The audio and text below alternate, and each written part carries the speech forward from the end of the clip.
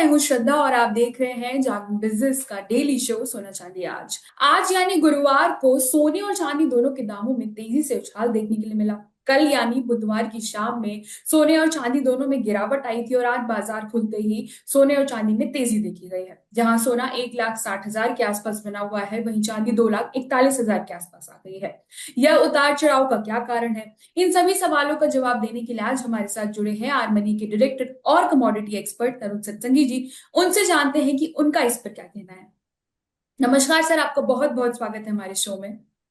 Ma'am नमस्कार। Thanks for inviting me on your show. जी sir, सबसे पहले सवाल आपसे ये लेंगे कि जो भी दाम में उतार चढ़ाव दिख रहे हैं, कल हमने देखा कि बाजार खुलते ही दोनों के दामों में काफी तेजी से उछाल देखने को मिला। शाम हुई 8 बजे के करीब दाम में गिरावट आए। घरेलू बाजार और इंटरनेशनल बाजार दोनों की बात करें तो और आज भी घरेलू बाजार इंटरनेशनल बाजार में तेजी देखने के लिए मिली है। तो इस उतार चढ़ाव का क्या ट्रेंड है? ये ट्रेंड कहाँ लेके जाएगा? आगे त्योहारी सीजन शुरू होने वाला है, तो उसमें क्या ट्रेंड देखने के लिए मिलेगा?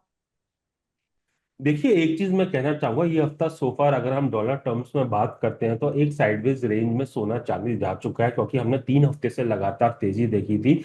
वीकली बेसिस पर देखें तो ज्यादा उतार चढ़ाव नहीं है। आप मात्र देखेंगे 0.25 से लेकर 0.35% का मूवमेंट ही हुआ है वीकली बेसिस पर, लास्ट वीक की क्लोजिंग से लेकर सोफार ना हो। सो ज्यादा मूवमेंट नहीं है, मार्केट एक तरीके से ब्रीदर ले रहा है before having a up move. दूसरा, हाँ, हम्म। नो डाउट हमने हाई से प्रॉफिट बुकिंग आते हुए कल दिन में देखी थी क्योंकि मार्केट जीडीपी को आई कर रहा था। जीडीपी का डेटा जो आया वो एक्चुअली न्यूट्रल डेटा आया, क्योंकि जो प्रीलिम के नंबर आए थे वो एडवांस वाले नंबर को ही रिपीट किया। Q2 के अंदर 1.5% और Q1 के अंदर 2.1% ग्रोथ थी।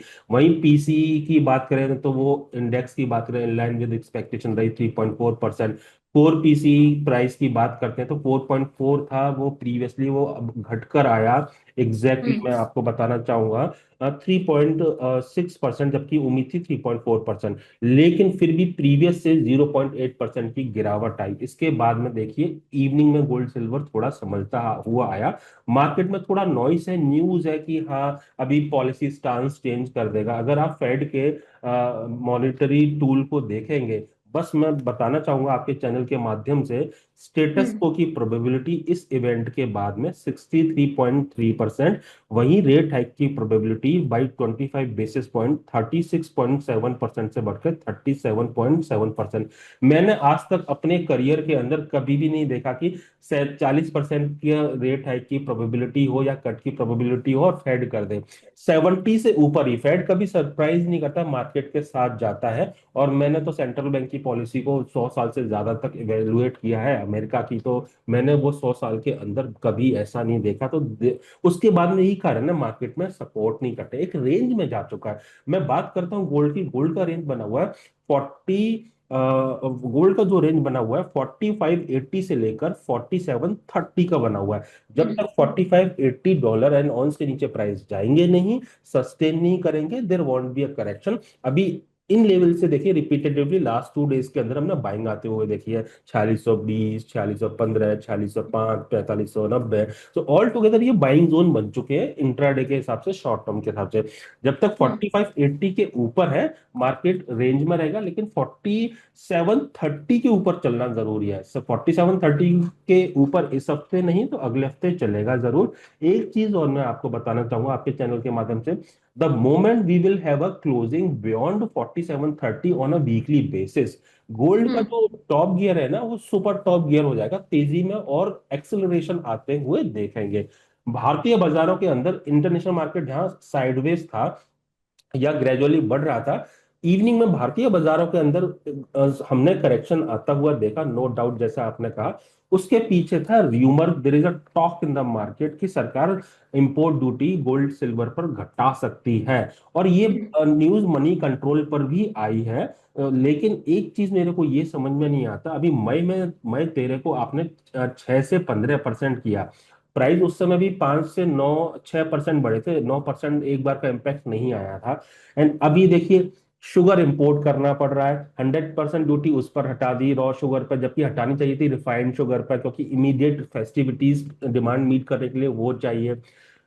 ऑयल प्राइस हाई पर है, एलएनजी के प्राइस हाई पर है, सिलेंडर के प्राइस हाई पर है, मसाले हाई पर है। सिचुएशन ऐसी वरीसम है कि अब कमोडिटीज की बात करें तो अनियन हाई पर चला गया, या एग्स हाई पर जा रहे हैं। जी जी मैम, आपसे ज्यादा तो देखिए, मुझसे ज्यादा तो आप नॉलेज रखते हैं, तो आप ही ने क्लैरिटी कर दिया। अब जी। ये डिमांड करना देखिए बहुत, यानी कि एक तरीके से वो बचकानी हरकत है। मैं कहूंगा हम्म। देखिए अच्छी बात है, इंडस्ट्री में मैं भी रहूंगा तो मैं भी डिमांड करूंगा। अब बुलियन हम्म। ट्रेडर जूलर्स बोल रहे हैं, लेकिन एक चीज मैं आपको बताना चाहूंगा कि हो सकता है लॉलीपॉप दे दे 1% का, 2% का, 9% का कट होता नहीं है। और देखिए एक चीज हमने देखा है, ये रेट हाइक का सिनारियो 2008 से पहले नहीं होता था।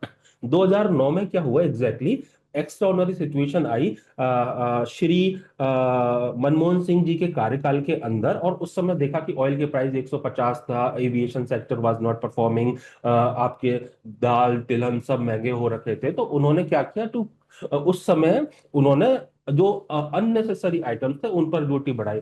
उस समय भी ऑयल 150 गए थे, 75 के ऊपर हमारे यहाँ भाव पेट्रोल के नहीं थे। आप देखिए मोदी इरा अगर रिसेंटली हटा दें, मोदी जी का जो इरा है, मैक्सिमम टाइम $60 पर है, लेकिन कंज्यूमर ने 95 से ज्यादा का पर लीटर पेट्रोल का प्राइस पे किया है। इतना ज्यादा रिजर्व आपने बनाया, आप उसको यूज कीजिए ना। एंड सेकेंडली, अब चलिए मैं उस मुद्दे पर नहीं जाना चाहता। अब मैं कहना चाहता हूँ देखिए किस तरीके से रेट हाइक हुई और डिमांड होती रही है। मैं पूरा पीआईबी की डेटा पे और gold.org के डेटा को पूरा डिकोड मॉर्निंग में करके बैठा हूँ, क्योंकि हम्म। ये जो है र्यूमर, इसकी वजह से कस्टमर कंज्यूमर डरे नहीं, व्यूअर्स डरे नहीं। हम्म। 2009 में देखिए क्या किया, स्टैंडर्ड गोल्ड बार का जो था 100 रुपीज पर 10 ग्राम से बढ़ाकर 200 कर दिया, वहीं अदर फॉर्म को 250 से बढ़ाकर 500 कर दिया। फिर क्योंकि सिचुएशन बहुत हैवक थी उस समय, 2010 में 200 से बढ़ा के 300 किया स्टैंडर्ड बार का, और अदर का किया 500 से बढ़ाकर 750। फिर जनवरी 2012 में किया 300 प्रति 10 ग्राम से बढ़ाकर 2%। फिर मार्च में फिर सारी कैटेगरीज एक ही कैटेगरीज में लेकर आ गए। मार्च 2012 में फिर से किया 4%, फिर जनवरी में किया 2013 में 6%, और जून में किया 2013 में 8%, अगस्त में 13 में किया 10%। इस समय भी देखिए ज्वेलरी इंडस्ट्री बार बार रेट कट की डिमांड कर रही थी, बजट से पहले भी कर रही थी, लेकिन ऐसा हुआ नहीं, क्योंकि हमको समझना चाहिए सिचुएशन एक्स्ट्रा ऑर्डिनरी थी। मोदी इरा के अंदर देखिए हमने देखा एग्जैक्टली जो था उसमें भी रेट हाइक हुआ है। 2019 में उन्होंने किया 10 से लेके 12.5, उसके बाद में 2022 में किया 10.75% से 15%, अचानक से बढ़ा दिया। देन मई में रिसेंटली तेरे को 6 से बढ़ाकर 15% किया। अब पंद्रह 15 से परसेंट कर दिया। बढ़ाकर अब 6 कैसे हो जाएगा? एंड एक चीज है, सिल्वर में भी हमने 6 हाइक देखे हैं।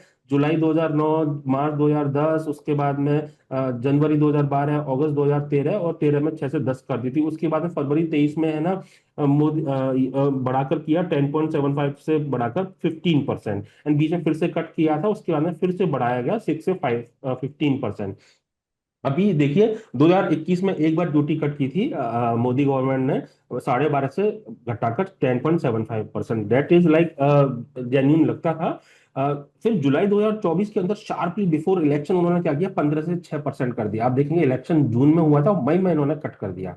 सो एक चीज में, जब से मिस्टर पीएम का ये संबोधन आया कि आप ज्वेलरीज मतलब सोना ना खरीदें और ज्वेलरीज को स्टोर करें, तब से हमने देखा है कि कुछ ज्यादा ही ये बढ़ते हुए दिखे हैं हमको। देखिए मैं मोदी जी को देखिए बिल्कुल कहना चाहूंगा। देखिए देश के यानी कि एक तरीके से प्रधान होने के नाते उन्होंने जिस तरह से रिक्वेस्ट किया था कि 1 साल के लिए हम ज्वेलरी ना हम्म। खरीदें, निवेदन हम्म। उन्होंने किया था, अभी भी अच्छे से ध्यान है, क्योंकि हमारे पास क्राइसिस लाइक का सिचुएशन है, we are paying high oil prices, CNG PNG LPG hmm. Prices किया था। लेकिन एक चीज है देखिए, अल्टीमेटली इन सब चीजों से है ना, आप अननेसेसरी बाइंग करना छोड़ सकते हो, अननेसेसरी बाइंग वैसे भी नहीं करते, मैरिज है तो आपको करना ही पड़ेगा। दूसरा एक चीज और हम्म। होता है मैम, अगर कोई असेट क्लास आपको रिटर्न दे रही है तो उस केस में एक बंदा इन्वेस्ट करेगा ही करेगा।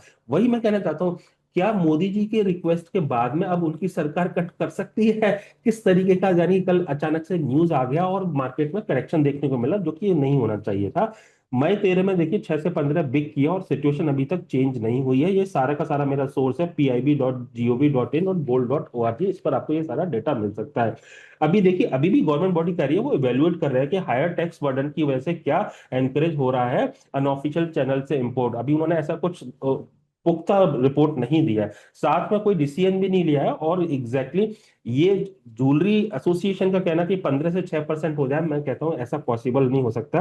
भाई आपको लॉलीपॉप मिल सकती है, लेकिन एक मान के चलिए कि शुगर का ट्रेंड देख के आपको लग रहा है कि चांदी में भी ऐसा मिल जाएगा, ऐसा हो नहीं सकता। तो ऑल टुगेदर इंडियन मार्केट में है ना, हमने एक तरीके से कह सकते हैं अनप्रेसिडेंटेड मूव देखा on account of rumour that is not going to happen. And यही हम्म। कारण कि मार्केट अभी चलने को, टूटने को तैयार नहीं है। आप इंटरनेशनल मार्केट के लेवल फॉलो कीजिए, वो अच्छे से काम कर रहे हैं। सिल्वर की केस बात करता हूं मैं, $57.30 जब तक सिक्स माफ कीजिएगा, $67.30 जब तक नहीं काटेगी।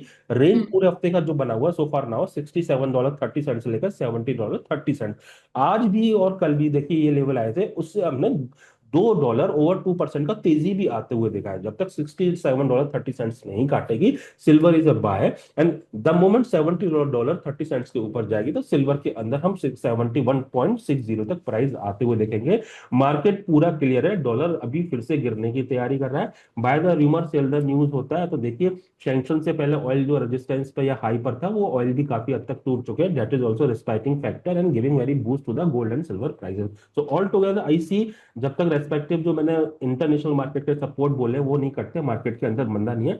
इंडिया में ओवर रिएक्शन, अंडर रिएक्शन हुआ है, वो एग्जैक्टली ड्यूटी रूमर की वजह से हुआ है, बट वो ऐसा होता नहीं। ऐसा कई बार मैंने देखा है, देखिए 2009 से लेके अब तक साल में हर क्वार्टर में एक दो बार होता है, एक दो बार ऐसा होता है, लेकिन नहीं करती सरकार जब तक कि सिचुएशन नॉर्मल नहीं होती। ऑयल 60 पर आ जाए, आपकी चीनी दोबारा से जो चल रही है 6500, वो दोबारा से 3500 आ जाए।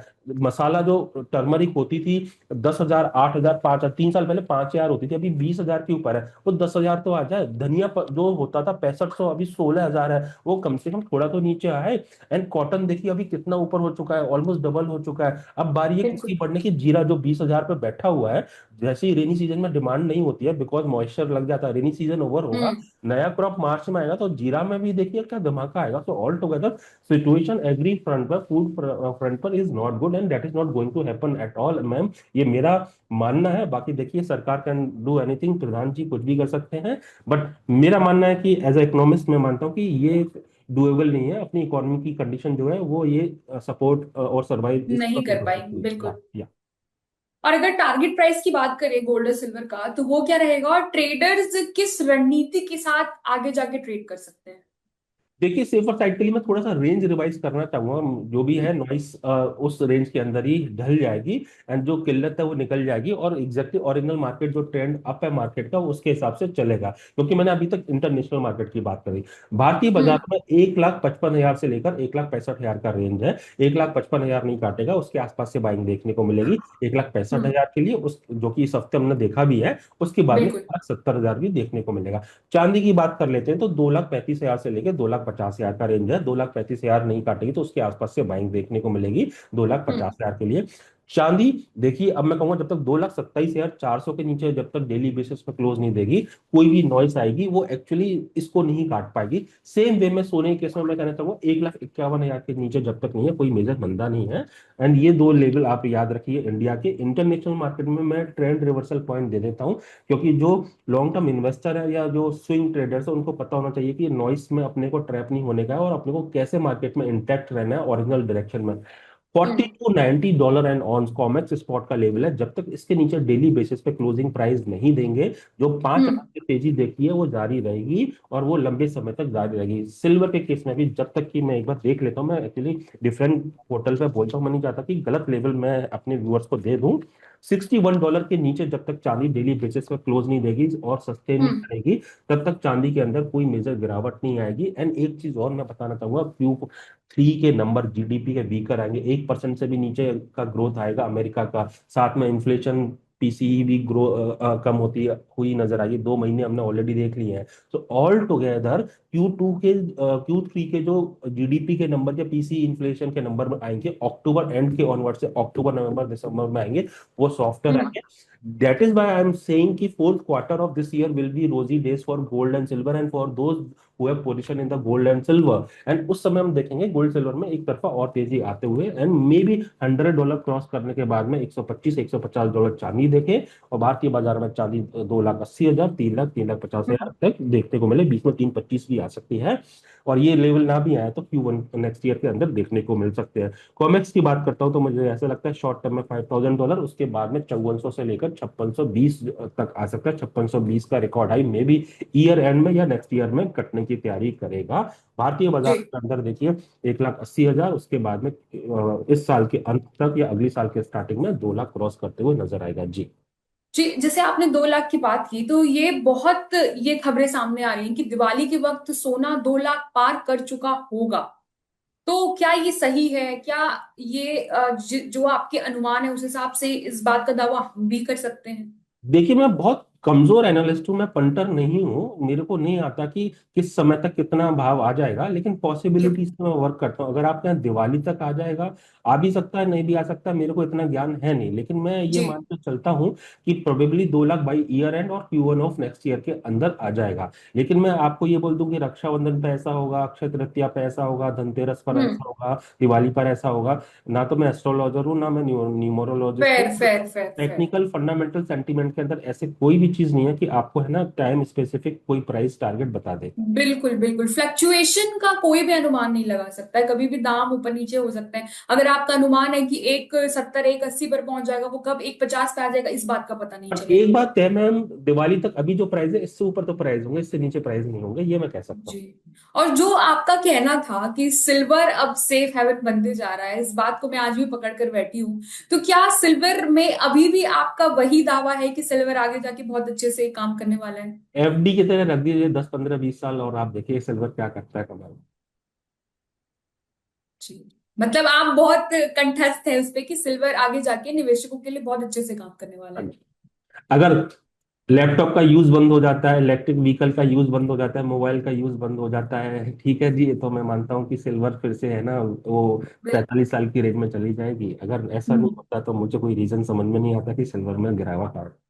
जी। अब तो पर लोग सर 3 3 मोबाइल निवेशकों रखते के हैं। जी। अब तो लोग 3 3 मोबाइल रखते हैं, दो तो मेरे पास अभी, 3 तो मेरे पास भी है, अभी देखिए शो के दौरान दिखा देता हूँ।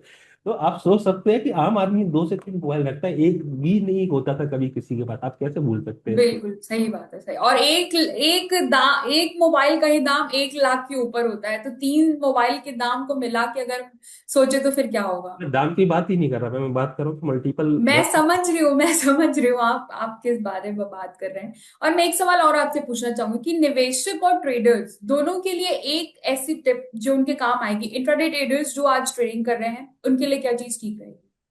देखिए वैसे तो आप अपने सेबी रजिस्टर्ड RS से सलाह ले लीजिएगा, मैं तो एजुकेशनल पर्पज से ही टीवी पर आता हूँ या अपने यूट्यूब चैनल पर आता हूँ या कंपनी के यूट्यूब चैनल पर आता हूँ। कॉपर में ध्यान रख सकते हैं, जिंक ऑलरेडी है ना काफी ज्यादा एग्जैचुरेटेड मूव दे चुका है, तो उसमें थोड़ा वेट करना चाहिए करेक्शन का, that was my favourite commodity. But copper मुझे अच्छा लगता है करंट रेंजेस पे, 388 के नीचे नहीं जाएगा तो हो सकता है कि कल का हाई के आसपास आए जो कि 1407 था, उसके बाद में 1425 1450 देखने को मिलेगा। लास्ट टाइम मैंने हम्म। जिंक बोला था, अगर आपको याद हो तो, जिंक देखिए कहाँ से कहाँ पहुंच गया। ₹40 का बिल्कुल। तेजी देखा है एक हफ्ते के अंदर हमने जिंक के जी। अंदर। अभी कॉपर देखिए कमाल करने को तैयार है, और देखिए इस बार अगर 1400 के ऊपर सस्टेन कर गया तो नेक्स्ट शो में हम बैठेंगे तो शायद 1450 होगा।